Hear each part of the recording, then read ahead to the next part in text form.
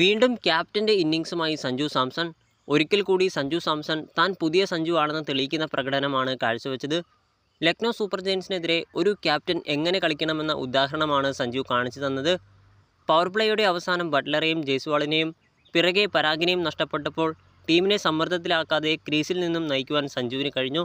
സീസണിൽ ഇതുവരെയും തിളങ്ങാൻ കഴിയാതിരുന്ന ധ്രുവ ജുറലിന് മികച്ച പിന്തുണ നൽകി അദ്ദേഹത്തിന് അടിക്കാനുള്ള ചുമതല സഞ്ജു ആദ്യം കൊടുത്തു. ജുറൽ ആക്രമിച്ച് കളിച്ചപ്പോൾ സഞ്ജു ഒരു സൈഡിൽ നിലയുറപ്പിച്ച് നിൽക്കുകയായിരുന്നു. എന്നാൽ പിന്നെ ഗിയർ മാറ്റാൻ സമയമായെന്ന് കണ്ടപ്പോൾ സഞ്ജു സാംസൺ ആക്രമിക്കാൻ ആരംഭിച്ചു. ഒരു ഘട്ടത്തിൽ 20 പന്തിൽ 30 റൺസ് എന്ന നിലയിൽ നിന്നും പെട്ടെന്ന് രവി ബിഷ്ണോയിയെ ആഞ്ഞടിച്ച് സഞ്ജു 24 പന്തിൽ 44 റൺസ് എന്ന നിലയിലേക്ക് എത്തി. 28 പന്തിൽ സഞ്ജു അർദ്ധ സെഞ്ചുറിയും മറികടന്നു. അവസാനം ഒരു ഓവർ ബാക്കിയിരിക്കെ 6 പറന്ന് സഞ്ജു വിജയം നേടുമ്പോൾ സഞ്ജുവിൻ്റെ സ്കോർ 33 പന്തിൽ 71 റൺസായിരുന്നു. 4 സിക്സുകളും 7 ഫോറുകളും അദ്ദേഹത്തിൻ്റെ ഇന്നിങ്സിൽ ഉൾപ്പെട്ടു.